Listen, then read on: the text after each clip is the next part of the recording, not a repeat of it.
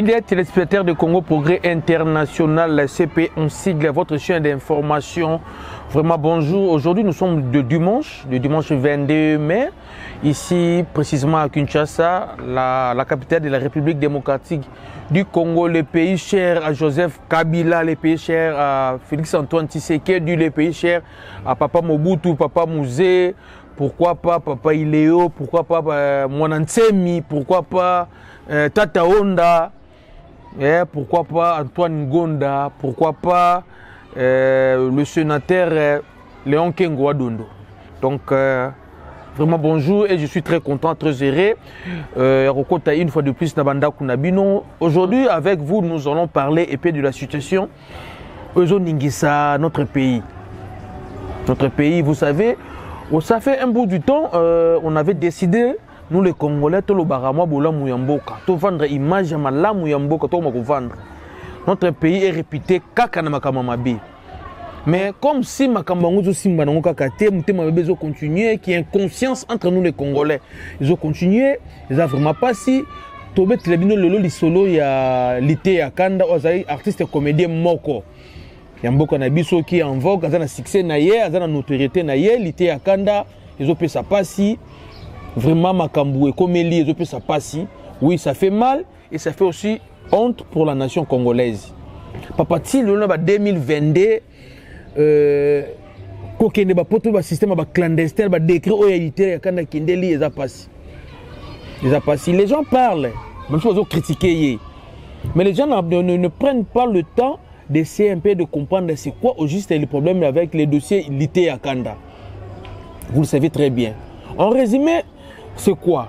Lité à Kanda, c'est un jeune Congolais de père et de mère qui vit ici à Kinshasa.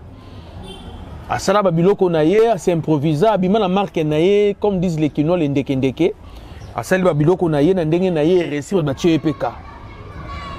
Bacheka abundaki abundi na ye kombo yebani azupe moi ba cop na ye moi nini moi c'est bon Lité à Kanda c'est décidé ki yemoko akende ko vanda akende ko luka vie na poto na Belgique. Bon façon à celle procédure na ba document pour akende poto nous tous nous savons il faut avoir un passeport celle demande à visa les ba critères faut remplir en gros personne visa OK na yo. Bon, yé façon à ça qui na yé na ndenge na yé moko yebi na agence nini na batuni ba sela ki ba document. Mais en réalité souci ne zela ki akende ko luka na vie na yé libanda mboka. To développeur mais to ba nous depuis ça no ba fait. Lité à Kanda quitté Kinshasa il y a 3 mois. A eu vol à l'aéroport international Yanjili. À l'ekandenge nini. Sûrement un passeport. Azala ki na visa. Azala ba document permettait qui est azo avion à matela ki SN pour qu'ende Belgique. Une fois comme la Belgique, a comme na bajan il y a immigration en Belgique, il y a belge a se retrouver kuna devant bango sans document. Où tu wapi, au comme en ndenge nini, au matin avion ndenge nini. Ba juillet, ba tient en détention. Na kati ya détention il était à Kanda Boki Ngunda. Ba taleli dossier na ye papa après 3 mois. J'ai jamais favorable, favorable était. Mais azonga na pays d'origine naï. Yemoko ayebi na dossier na ngunda makamba luba bandeko na ngai. Yemoko héritier Lité à Kanda makamba luba na dossier na ye ngunda ayebi. Ngana to yebité, mais to solo la naï. Bazongi si Lité à Kanda aya comme l'aéroport international Yanjil Oya Biso. Responsable de l'immigration au niveau aéroport a tourné à yo ba refoulé. Je vais venir à Kinshasa d'accord. Faut pas documenter ça accompagner yo. On va refouler parce que prouver que non, c'est un Congolais, donc non pas Congolais. Lité à Kanda azala qui na documenter à mon côté. L'immigration sur le comment ça documenter rien ne prouve que vous êtes Congolais. Bien que le balingala, bien que tu es bio, mais rien ne prouve. Bah juillet, on a pas fait au développer Sima. Bah non, on peut ce outil. On a pas ce outil est compliqué à Betty Rwanda que Nigeria papa. Lité à Kanda azung na Kinshasa. Moi ma azuli papo azung na Kini. Maintenant tout côté sur quoi moins développement tout le bétement li solo bande ko ngai. Li comme oh ça fait la honte pour la République. Lité à Kanda azana une part de responsabilité. Notre gouvernement également. Ils appellent la part de responsabilité. Un lité à Kanda se plaint, il dit qu'il y a des familles pauvres. Ouais, d'accord, des familles pauvres. Mais lité à Kanda, pauvreté, moi je suis ici à Kinshasa. Ça arrive des fois, dans tournoi, je suis lité à Kanda, dans mon Nakaï, dans Fringantakaï. Ah, pauvreté. Papa, mais nous, pauvre, on va dans la ville à Kinshasa. Je ne parle pas de l'intérieur. Parce qu'à l'intérieur de notre pays, papa, c'est catastrophique, c'est l'enfer. L'ité à Kanda n'est pas pauvre. Ah, pauvreté. Je ne sais pas qui pauvreté par rapport à Nani. L'ité à Kanda, déjà, Moutaloua Randaku. À ça, le mariage. À cause de la pauvre. Je ne sais pas, autre dimension de pauvreté, on a décret. Vous savez, les locaux dans la ville province à Kinshasa, minimum, c'est d'aller $3 000. Mais quelqu'un aurait dépassé $3 000. Un certain pauvre n'a pas continué de vie à Kinshasa. Oh, un général d'armée, a même pas 600, même pas $300 de salaire. Je suis déjà dépassé par $2 500, $3 000 pendant qu'il bat en mois-ci. On se pauvre. L'ité à Kanda, a une notoriété à Kinshasa. Son tambour de la ville province à Kinshasa, au côté, il y a un panneau publicitaire, il y a un boulevard, il y a un vénin miné, il y a un tchaye. Il y a un soutien noir, il y a un sangon à la Tarawana. Et c'est mon toit, il y a pauvre. Mais il y a pauvreté, il y a pauvreté en Dengenin. Il était à Cannes pendant ça, une émission, il demande 25, 30, peut-être $50. La semaine, il y a $200. Papa, est-ce qu'un pauvre rose a un bon son passeport? Un pauvre, la dimension, il était à Cannes dans le là. À cause de Mbongo, ça nous a $200 passeport, un pauvre. Il était à Cannes pour fêter Zolobana. Nous ne sommes pas d'accord avec ça, mais tu as vu qu'il y a une famille hésitée. Et ça, il était à Cannes se retrouver dans le poteau. À ça, il cop na yé, na bunda na ba cop na yé, awa, papa. À matin avion, il y a pratique en 1973-74, il y a Kala. Avant même IDP sous tes botama. Quand matin avion, qu'il y a un avion, un passeport, non pas soli, aux yeux, un document pas soli, pas soli, dans la toilette, alors que se représentait dans l'immigration en Boko Kenikuna, vous avez documenté. Donc, tout le monde est en poteau. Oh, je me dis bien, matin dans l'avion, à ce document pas soli, à Kekuna, à Boyu, qu'on a nationalité, bah, Vandisi, Vanda Natigala, la France, libéla, Atigala, la Belgique, libéla, bah, Boulou, on a sur la Kala, et bah, c'est en 73. N'est-ce qu'il était à Canal, il a pratiqué en l'élo. Malheureusement pour lui, il s'est imbité. À Kekuna, Wakingunda, Ngunda Simbité, bah, Zongi ici à Kinshasa. On ne peut pas condamner notre agent de deuxième. Oh, bah, Bouakiko. Qu'on reconnaître était à Kanda comme Congolais. Nous tous nous savons que le pays va mal, toujours souffrir. Bah, tu as une deuxième bataille, mon amboka zongi. Bah, il y a billet qui a été à Kanda parce qu'il y a billet. En ça, documenté, bah, c'est un Congolais. Mais bataille, bah, fort, moi, mon bal à Sali. Pas mon poto. Bah, il y a billet, bah, passe tout le monde en Congo. Qui me dit quand ça même bon passeport, les Arabes. Enseignant, combien vous avez un passeport? Bah, il passe sur autre zone, bah, deuxième bayebi. Ah, moi, mon bal à potani, à quand si passeport, à super visa. Ah, moi, mon bal vraiment. Té, à on appelle ça outil. Peut-être que baisse, bah, rose à moi Clément, en verrier, bah, regardez qu'on a à Lukavi. Ce qui est vrai d'été à Kanda, à Kenaki Potopo à Lukavi. Parce qu'en Congo, notre gouvernement ne nous rassure pas. Il n'y a pas un avenir meilleur dans le Congo. Il vivra à tous les jours. Il y a un défi de map OK. Si on joue au foot, on joue au foot, on a les sous au bataillon, on a 5 heures qui maman payé. Maman zate, papa zate. D'autres vivre la vie moi passe. L'été à Kanda, à Keneki qu'on doit vivre. Tant qu'il y a une deuxième zone vie que non, à zone avec nous la Belgique, il y a des solutions. Cela ne veut pas dire que notre deuxième a beau être catégoriquement sauté. Voyez que les mains ont été condamnés, mon balabunda sur mon passeport, mon balabunda sur mon visa. À Keneka, on peut être la deuxième tour de Simba. Mais là, en Belgique, il a fait le Rwanda, Nigeria à Zongi. Il a passé une zone. Parce dans quel sens? Est-ce que l'élo, nous avons été à Kanda? Ok, ne peut pas continuer à Kende Liwana. Non! Impossible. Impossible de Konangaï. La première erreur, tout ça honnête, ça a été à Kanda.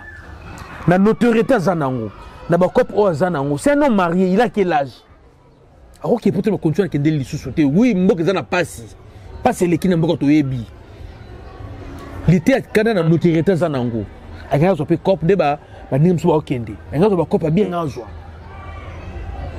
mais il a préféré à kende na ndenge na ye papa on peut pas encourager ba immigration clandestine même en Congo to déplorer ba Rwandais ba kana ndenge bo ni l'été akanda eza erreur ya ye moko na no liboso wa ndeko na ngai eza erreur na ye na notoriété za nango awa ba kopa mettre na Kinshasa awa akoki poto ndinga obata mabongo te l'été akana sali mariage akenda azana na Schengen te pour ça mariage azuma ça mariage wa azana mo ba sponsor na potana na bangwana azana mo idéologie na avandi wana azo sala nani apesa l'été akanda buluwa na bande onanga oyebi nos vedettes nos joueurs ba musiciens ba nande belé bazali mal entourés ils font la confusion entre un bureau na avoir une équipe de juicières o balanda na bona sima au bureau na ote papa ngai yo moko ta même pas diplômé d'état ba tembo la na même pas diplômé d'état parce que bureau fonctionne nani ce sont des bandes de juicières bazo tinika yo no mo fiction za na ngwana bolinga ba so melaka masamba ba dembela ka ba singa bambongo ok ba niveau ba lité akanda ba ko vivre bongo te lité akena ba contrat belé o azuzu ana Kinshasa a signé wana est-ce que bénéficier ba contrat wana ba lité akanda comment nos vedettes nos artistes en général il doit avoir un bureau bandeko nangai bon qu'on bureau peut-être ba mona que non et goûter bon cher lorsque je parle d'un bureau donc, il faut un avocat un juriste ou un consultant à chaque fois qu'on a signé contrat il faut un juriste à l'année là contrat naï il faut un conseil en communication s'il y a un problème par rapport à l'image il faut que on doit faire le succès mais on doit faire la publicité on tinate autre qualité image ma bé tout ça pour aller avec un conseil en communication kiboudi on doit faire le succès moi qui ai signé un contrat yemoko na ba petit va la bango wana et après on bénéficier dans côté oh l'état sunga bango te papa l'état sunga bien ndenge conscience il faut prendre conscience na faut une parenthèse il y a mais c'est là un comédien dans le Congo comme on a en tout cas bayaki Kinshasa bavadi sur balcon faut pas tenir à voisin Muzuri en tout cas na ngai personnellement na vanda na deux fois moi boué une fois tout na bureau na ville comme toi bande ko rumila faya mbanga Mbappé abana rumila to ke na restaurant na tout temps sur la na tuniye aux un conseiller juridique T au consultant avocat avant signer ba contrat T aux un conseiller communication T au évoluera ndengeni oh et puis contrôle ça on a papa mon l'air za ndeni donc explicabilité bon si on signer contrat papa mon l'air amusé abimisa mais pour l'instant il faut Luka conseiller juridique il faut Luka mutumo pour la communication il faut que na moi impresario ba orienter yo ote naza ko tuna batu na bibatu za na bazana rien déjà contrôle signer papa mon l'air là au bénéficier na ngote et bimisi yo papa mon l'air merci sungaka mais et après pour bénéficier na ngote luka quelqu'un o ebina pour la communication na yo luka quelqu'un pour na comme conseiller juridique na yo oh d'accord na ko sala ngo après des mots to kuté na ye na tout oh non na sali groupe théâtre groupe moi ya ballet na sali bino yo ko sala ba groupe bleu nini na te papa avant yo na Kinshasa oh bola nanga partout dans le monde boyebi tozana papa moi à l'époque je me rappelle moi aussi j'étais encore dans mon mois bikyo yo sa mayela mwana na yo sa na nyabonde la boyebi su papa bo se souvenir na papa ngo azana bazandu bagambela ka ndinga ntuka noteka babomona bazandu bagambela bazigida papa bazalaka ka bongo rien ne sela ka succès ti empire ba kubele so kango mais papa ngo la suka malheureusement pour lui à l'époque internet ezalaka TV ezalaka RTNC mais bango ba yena tango oyo internet ezable tout une ezali na kutena en tout cas mama babaletika makama ba groupe théâtral na ekepeze yo fais comme le font les autres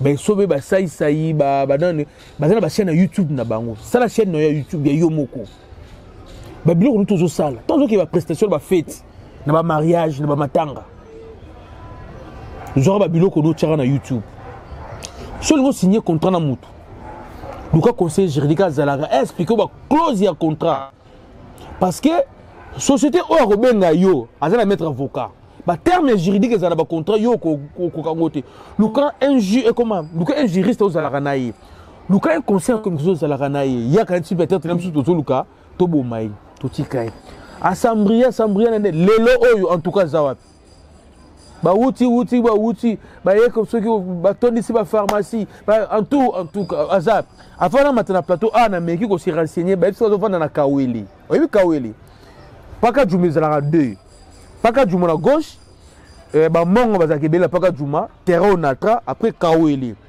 banda pa manzanza ba luba pe basala ki ndumba wana basangana ba tutu basangana na pays donc kaweli paka juma talana iloko kabolo bangoza terrain onatra na poids lourd donc comment il s'appelle encore en tout cas à comment qu'on va dans bandoko manzanza na place oyo ya sanitaire des zanga tout des zanga mai na bambongo tout ka oyo dana azwaka kutana ba mama olive asala ba ni ba 2000 so ba 1000 mais là se retrouver à place on vend des athées yebi sanga sikoto beloni nyana za mabi c'est parce qu'il était mal entouré c'est le même cas nan de l'autorité à Kanda l'autorité à Kanda il est mal entouré a foutre la kandora ba brique à tali mariage à ta pauvreté papa nangai vous savez ba to combien ba sala kana nchisi ba ko sa mariage té parce que ba na bomoté en tout cas na comme l'été à Canada ba $500 pasteur Denis ça allait ko témoigner pasteur Denis les à ko témoigner en tout cas ça ba $500 nan comment tu t'appelles l'été à Canada à ba $500 l'été à Canada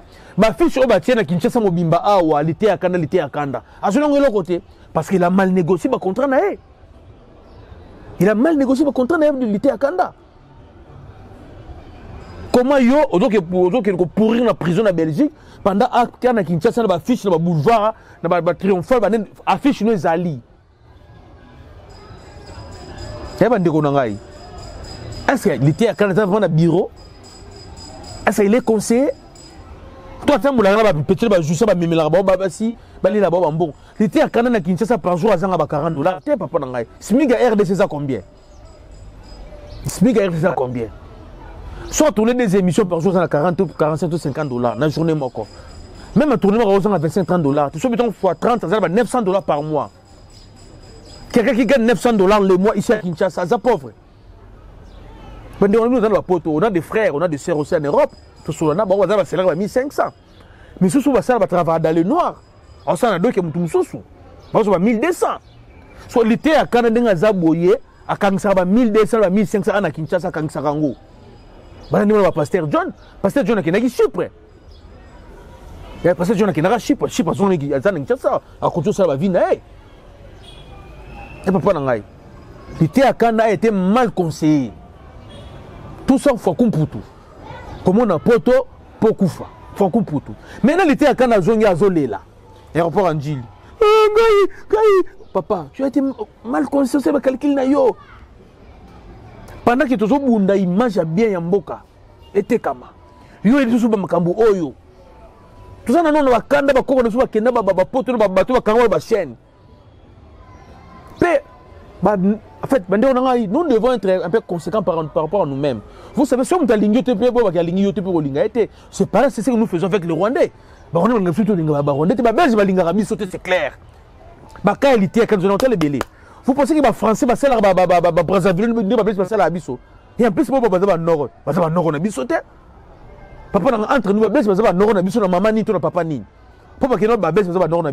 s'ils étaient vraiment oncle Nabiso, l'été à Canada, on va s'allier.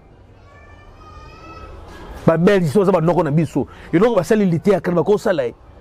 Mais ça va nous, on a bisoté. D'ailleurs, Joseph Kablazen a raison. Ah oui, tout ça, ma cousin, Babel, mais ça va non, on a bisoté. Joseph Kablazen a raison. Moi, j'ai pas ajouté, tu n'as même pas ma cousin.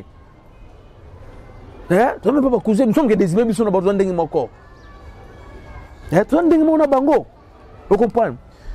Maintenant, on a une communauté à Canada. Gouvernement Nabiso, à l'Obéloroni. Parce que notre gouvernement a la responsabilité de mener un dossier. image yamboke baby lisusu.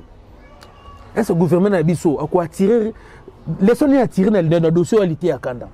Pourquoi les jeunes congolais ba comme il faut pas qui mamboka babi mamboka.